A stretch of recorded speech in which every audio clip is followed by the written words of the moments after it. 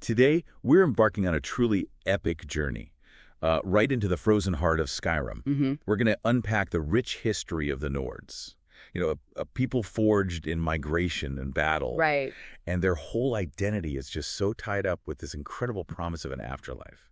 Sovngarde. It really is. Our mission today, if you like, is to navigate this stack of fascinating sources, ancient texts, historical accounts, lots of deep lore. Yeah, try and distill what really matters about, well, the legendary harbinger Ysgramor and this ultimate destination for every true Nord warrior. Indeed. And you really have to try and picture this afterlife. It's not about quiet rest, not at all. No. Think roaring fires, endless feasts, spirited camaraderie, battles fought just for the sheer glory of it. A place where the mead flows like a river, laughter echoes through these grand halls, and, well, boredom just doesn't exist. Exactly. This, for the Nords, is Sovngarde, and it's a concept so deeply woven into their psyche, so fundamental it really defines them. It's powerful, isn't it? Yeah. It's not some vague, sort of indistinct paradise. No, it's tangible. Boisterous. A hall of valor where, even in immortality, spectral foes await. The warrior spirit always finds a challenge. It really flies in the face of our usual ideas about eternity being, quiet. For a Nord, eternity means constant, thrilling engagement, and their core belief is pretty stark.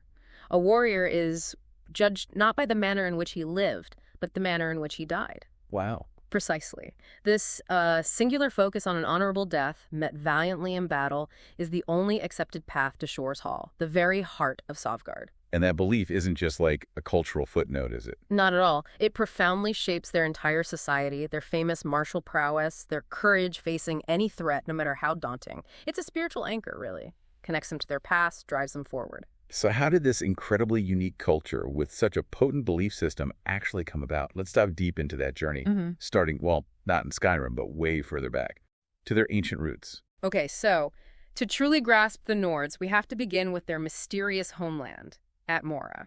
Right, that distant northern continent. Yeah. The elves called it Altmora, or Elderwood. The Nords themselves, the land of truth. This is where the human story in Tamriel really kicks off. And it's important to know, Atmora wasn't always this frozen wasteland we hear about. No, absolutely not. The sources paint a picture of a once green, vibrant land, but something catastrophic happened. It succumbed to this permanent, unyielding winter, the frostfall. Why? What caused it? Well, that's steeped in myth and debates. Some theories even suggest it was a cosmic payback, maybe, tied to what the Atmorans later did to the snow elves. A bit chilling, that idea. And the creation myths around Atmora itself are all over the place too, right? Oh, completely. Very fragmented, often contradictory lore. One idea is Atmora was part of Old Elnefe, this primordial landmass before the continents we know. Shattered in some cosmic war. That's one theory. Another involves the god Lorkhan shattering Altmora while chasing the Aldmer, the first elves, out. And then there's a Nord belief. Right, that humanity was actually formed on the throat of the world, the highest mountain in Skyrim. And they went north to Atmora, only to come back later. Exactly, a really cyclical view of migration. Destiny, perhaps. It also helps explain why the first humans came to Tamriel not in one big invasion, but waves, over hundreds of years. Fleeing troubles back home. Yeah, Tamriel was like a safety valve. They were escaping things like civil wars, especially as the Frostfall got worse back in Atmora. And these early humans, the native peoples, they weren't arriving to empty land. No, definitely not. They clashed, often violently, with other humans already there, and of course the established Aldmeri elves. Which brings us to the big one. Ysgramor. Yes, late Merithic era. A prehistoric time. Ysgramor leads this pivotal migration. He, too, is fleeing civil war, bringing his sons Yingol and Yulgar. But he wasn't the first, was he? Just the most famous. Crucially, yes. He led a great fleet, but he was just the latest in a long line of Atmoran immigrants. They settled in northern Tamriel, initially calling it Merith. As a tribute to the elves already there, a bit of respect. Initially, yes. Perhaps cautious respect. But, as history tells us, it didn't last. No kidding. Which leads us straight to the Night of Tears, a defining catastrophe. Absolutely. Ysgramor and his people founded Sarthal. It grew fast, became the first major Nord city and capital in Tamriel, right there in the ice fields of Winterhold. And during construction, they found something big. They did. The Eye of Magnus. For anyone unfamiliar, Magnus is the god of magic. This eye was this mysterious, incredibly potent artifact linked to him. And the Nords tried to bury it, keep it secret. Seems like it. Maybe they sensed its power or the potential for conflict it represented. But the snow elves, the Falmer as they were then, found out. They did. They learned about the eye, its magical potential, and, well, combine that with their growing unease about the sheer number of humans arriving. It was the spark. The Night of Tears. A devastating, coordinated attack. The snow elves razed Sarthal, slaughtered most of the Atmarans. Just brutal. And the reasons given. They conflict, naturally. Naturally. Elven accounts mention Ysgramor's provocations and blasphemies, justifying it. While human accounts insist it was unprovoked, driven by elven fear and wanting the Eye of Magnus. Right.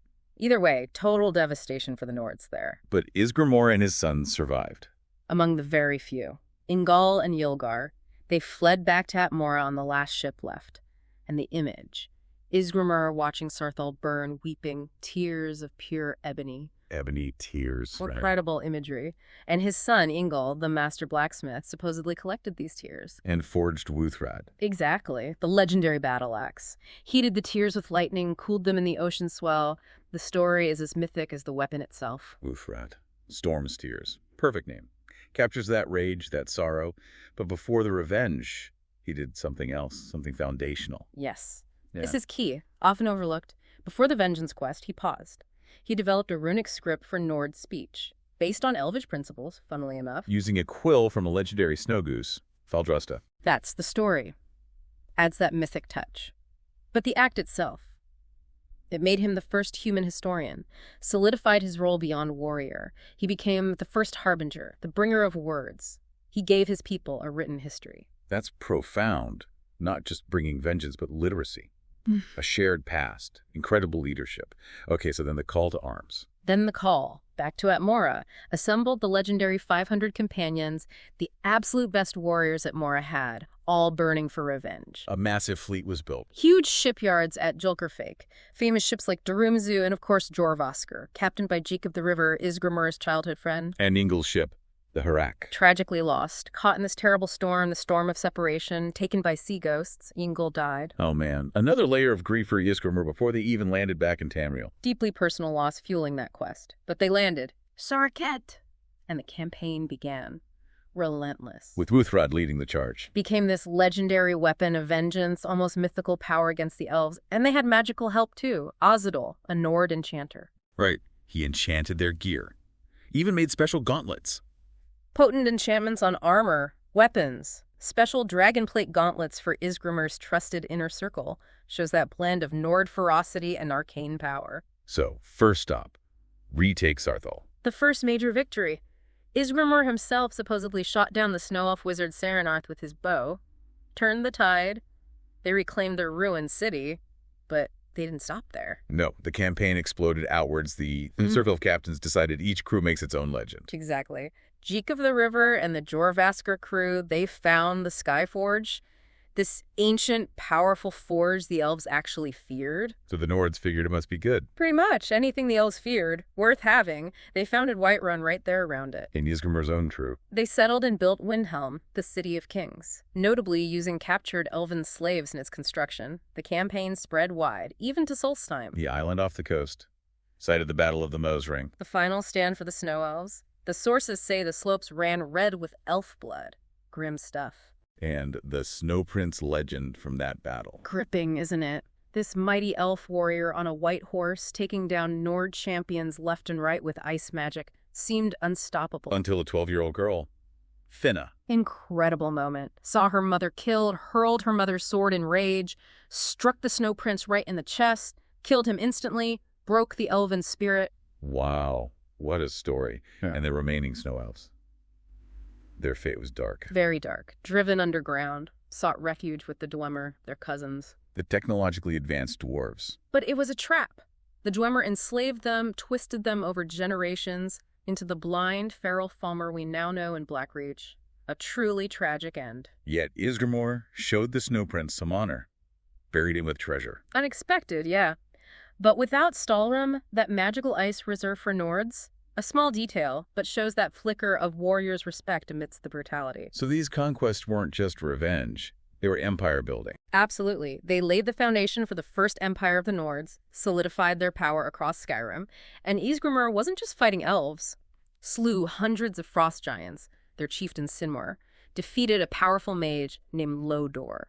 This was the birth of an empire. Okay, so we've got the fierce history. Migration, conquest, empire. Mm-hmm. But what fueled that drive, that courage? It wasn't just muscle, was it? Their religion, their gods, seem just as important. Oh, absolutely.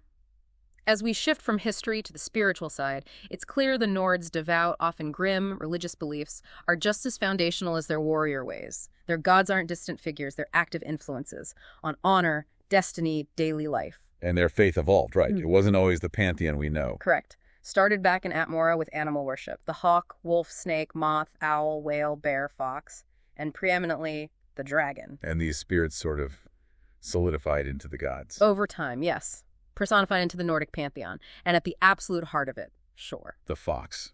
Dead king of the gods, champion of men, ruler of Sovngarde, killed by elven giants. That's the core myth. Then there's Sun, the bear, god of trials, died defending shore, now guards the bridge to Sovngarde. The whalebone bridge.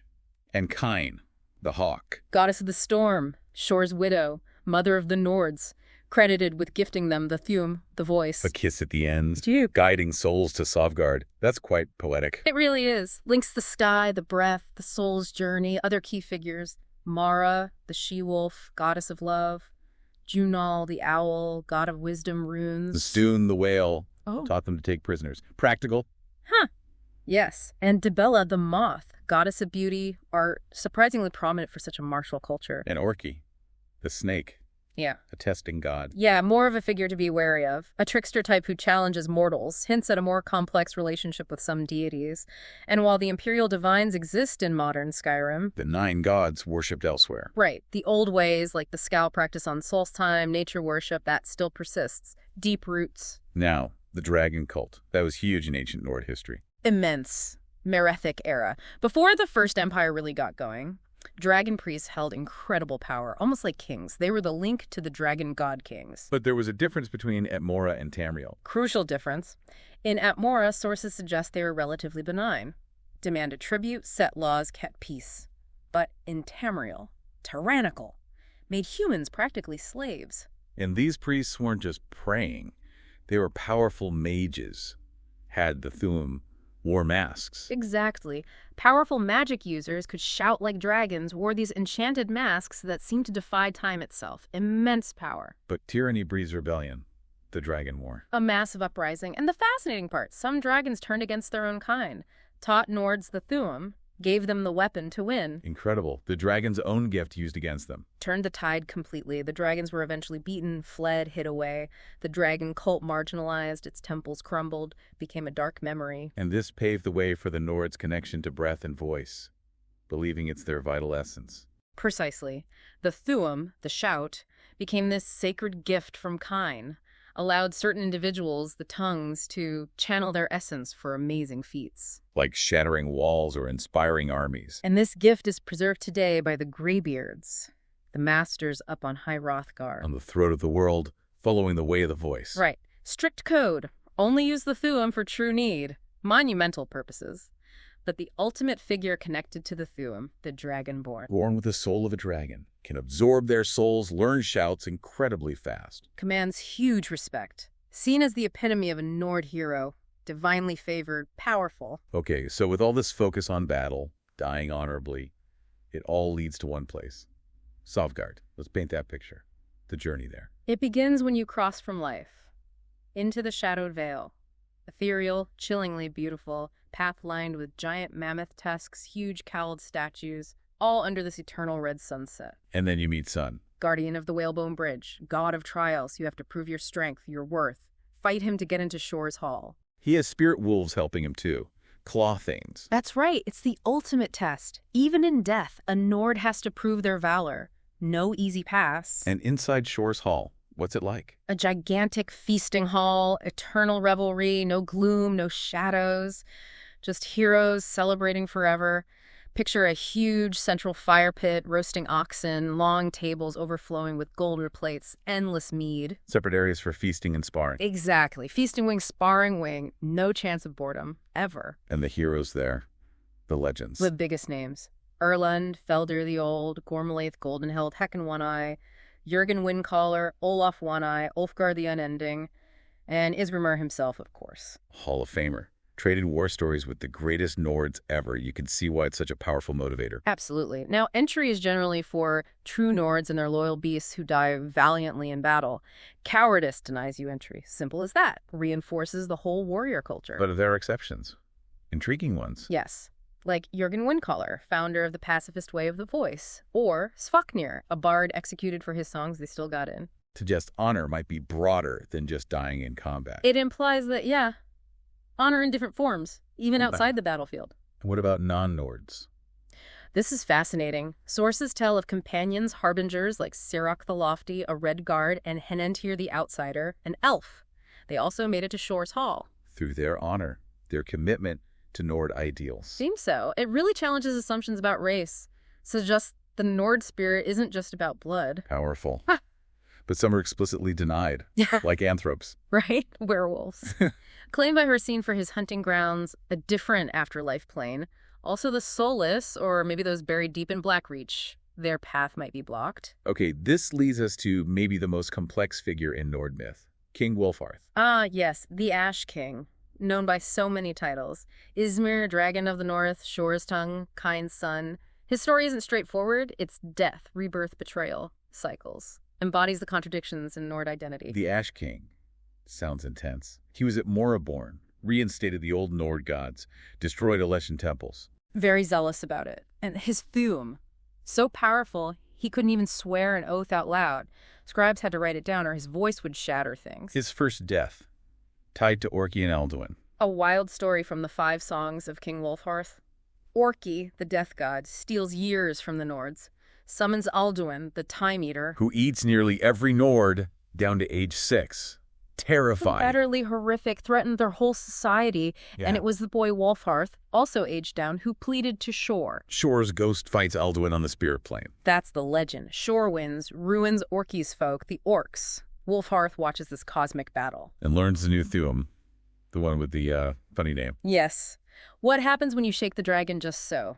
He uses it, reverses the curse, gives everyone their years back. But accidentally ages himself to death. Shook out too many years for himself, aged way beyond the graybeards, died. His funeral pyre flames supposedly reached Kind's hearth. A hero's end, but no. A classic Nord tale, right? Triumph at great personal cost.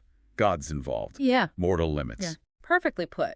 But of course, that wasn't his only death. No. The 4th song, The Ash King, Rebirth Time, the Devil of Dagoth. Right. Who we later know as Dagoth from Morrowind, manipulative figure, convinces the Nords Shor's heart is hidden with the Dwemer and Chimer in Morrowind, sparks a war based on, well, possibly a lie. So Shor's ghost needs a general. Gets sung back into the world, sucks up Wulfharth's old ashes, remakes him from dust. Wulfharth returns as the Ash King, fighting alongside the very devil who tricked them. Until the 5th song, Red Mountain, the big betrayal. The ultimate tragedy. Dagoth had tricked them. Shor's heart wasn't there. The Chimer and Dwemer forces turn on Shor's army, lift the mountain, trap Shor underneath forever. Nords slaughter, blast back into ash again. By Vek, who becomes Vivek, the Dunmer god. Kind lifts his ashes to the sky as a reminder of the betrayal. But there's another version, the secret song, more complex. An apocryphal text, yeah. Suggests maybe Shor's heart was there initially? Dagoth wasn't lying at first. Wulfharth, called Hori's Mirror, even allies with orcs, but still ends up slain after the heart is found, then lost again. It's messy. And he keeps coming back as the Underking fights Akaviri invaders. Seems so. Fought alongside Jorun the Skald King in the Second Era against those serpent folk, defies normal mortality. And is linked to Tiber Septim, the future Emperor Telos. Very significant. Wulfharth, as a storm, helps Jalti Earlybeard, the young Tiber Septim, in battle, shouts down walls, earns Jalti the name Talos, Stormcrown. Wulfharth guides his conquests. Until the final betrayal. The really tragic end for Wulfharth. Tiber Septim makes peace with Morrowind, doesn't destroy the tribunal like Wulfharth wanted. Wulfharth is disgusted. But dead. Tiber Septim, or rather his battle mage Zurin Arctus, traps Wulfharth's divine heart, his life essence, into the Mantella. This giant soul gem needed to power the Numidium, that colossal Dwemer weapon. Killing Zurin Arctus in the process. Yes. Wulfharth's essence powers the ultimate weapon, but it costs him everything. His whole existence is this cycle of glory and gut-wrenching betrayal. It really captures that complex, contradictory Nord mythos, doesn't it? Mm-hmm. Heroes, victims, tools of fate, Mm-hmm. all tangled up with gods across eras. Exactly. It's not simple. It reflects a very deep, complex worldview. Okay, let's pull all this incredible history and myth into modern Skyrim. Fourth era. Hmm. How do Ysgramor's traditions, that longing for Sovngarde, how does it all still shape Nord culture? You mentioned the companions. The companions are the direct link, living descendants of Ysgramor's original 500, still based at Jorrvaskr in Whiterun. Still acting as arbiters of honor, mercenaries with a code. Exactly. A tradition stretching back centuries. They are Ysgramor's living legacy, a direct connection to those early days. And Jorrvaskr itself, built around the Skyforge. Immensely significant. That ancient forge, predating elves, source of legendary steel. It's the heart of their order, a sacred site, really, tied right back to their arrival. And they evolved, didn't they? Despite those Atmaran roots, that initial xenophobia, they embraced tolerance. Remarkably so. We hear of Redguard harbingers like Sirach the Lofty, even elves like Henantir the Outsider leading them, challenged the whole idea of who could have the heart of a Nord. Showed honor transcended bloodline. Caused some splits, though. It did. Some traditionalists couldn't accept it and left, but it shows an evolution. They also had that big secret, right? The circle. Lycanthropy. A profound secret. The inner circle had this pact with the Glenmoral Coven, these Hagrivens, accepted being werewolves as a gift. But it became a curse. Because it blocked Sovngarde. Exactly. Denied them their ultimate afterlife. Harbinger Kodlak Whitemane in the Fourth Era desperately wanted to cure it for his companions, saw it as the spiritual barrier. And his death. Yeah. Killed by the Silverhand werewolf hunters. Sparked fierce vengeance, but also led to this incredibly powerful ritual directly involving Ysgramor. Kodlak's soul was trapped. Couldn't reach Sovngarde. Because of the curse, yes. So they had to reforge Wuthrad, Ysgramor's axe. Rekindled at the Skyforge by Kodlak's spirit. Yes. Then they took the axe to Ysgramor's tomb, placed it in his statue to open the way. Inside, they used the heads of the Hagravens from the Coven to perform a ritual. To cleanse Kodlak's soul, sever the beast's blood tie. Exactly. Allowing him, finally, to reach Sovngarde. It's a direct line back to the first Harbinger, the sacred places, the core beliefs. It really shows Ysgramor isn't just history. He's a living myth, actively shaping things, celebrated yearly at the Feast of the Dead. In Windhelm, yeah. They recite the names of all 500 companions, connects past heroes to today, and his spirit, still in Sovngarde. Advising the last Dragonborn against Alduin, his influence feels timeless. And Wolfheart's legacy, all his deaths, rebirths, contradictions. But they feed into that complex Nord identity, too. His title, Ysmir Dragon of the North.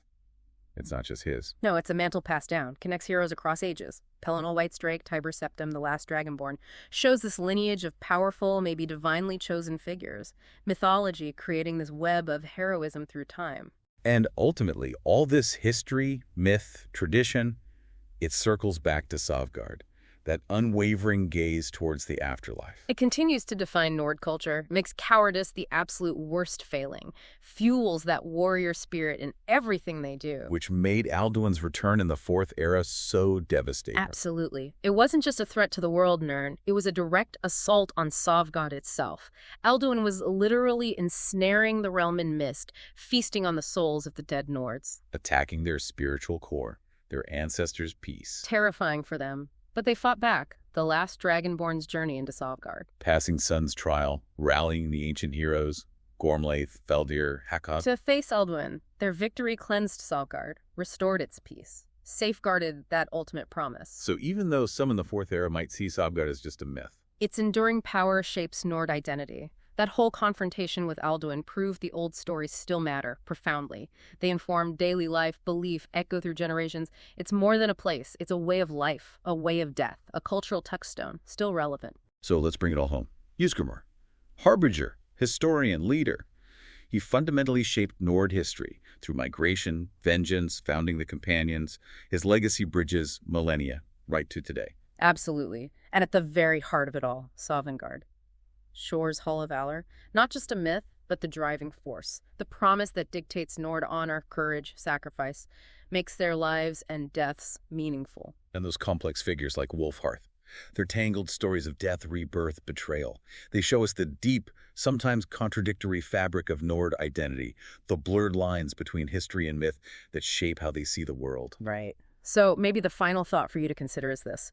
In a world always changing, new threats, shifting loyalties, how does this ancient, profound longing for a glorious afterlife, something as real to a Nord as their axe, keep shaping their destiny? What echoes of Ysgramor, of Shore's promised hall, resonate within you? How does that drive shape a people even now?